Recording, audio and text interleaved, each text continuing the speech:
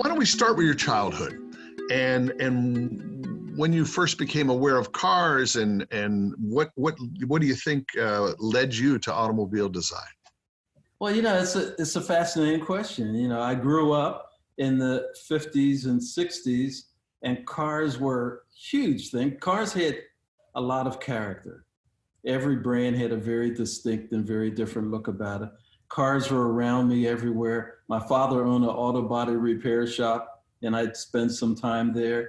The town that I grew up in, suburban Philadelphia, Bill Jenkins, the drag racing guy, his shop is at one end of town. There was Hank's Speed Shop, and the car thing was everywhere around us, and cars were in the music that we listened to as well. What's so interesting, though, is that my brother, 3 years younger than me, and many people think we're twins, has zero interest in automobiles. Grew up in the same household, same environment, the same music, and the same influences, but he has zero interest in cars. Interesting. Yeah. You began drawing at an early age. I know that. Can you share some stories with us about that? When other toddlers were drawing stick figures of horses and people and of houses, I was drawing cars. They were just an oval with a couple circles for tires and a door. But, my parents just thought that it was so fascinating for a toddler to do this. And whenever people would come to the house, they had little Eddie draw a car for them, and I would draw, and paper was always around, and I'd draw. One day there was no paper around, and I went to my mother's bookshelves and pulled all of the books out, and that front page, which was blank, I opened the book and I drew a car. And I did that in about 30 of her books. Oh my. At the time, she wasn't very happy about that. She wasn't happy at all. I remember it like it was yesterday. Years later, when I became a designer at General Motors, she was very proud to show off those little drawings to everyone who came by. But anyway, that was the start.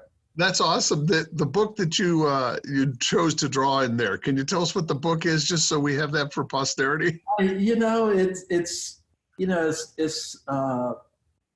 contemporary Spanish text, and it's a very interesting book. There we go. Wow. Okay. So this was before you were reading, so you didn't realize you were reading. No. And by the way, as I was growing up as a kid, I was a very slow reader, and my mother tried everything. Special classes on Saturdays, special assignments, summer programs. And, she realized, okay, this kid loves cars. I'll get car magazines for him to read. Maybe that will help. So by age 11, I had subscriptions to a number of car magazines, and I was reading them from cover to cover. And I think that kind of contributed to this whole car thing. That really helped. She was a wonderful woman, great, very creative. And the idea of me getting all these car subscriptions to Car and Driver and Hot Rod and all of them at age 11.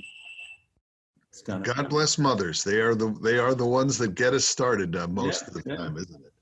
Did you ever consider any other careers? You kind of got focused early, but what else? I was at age 8. I told my parents I want to be a car designer. That was it.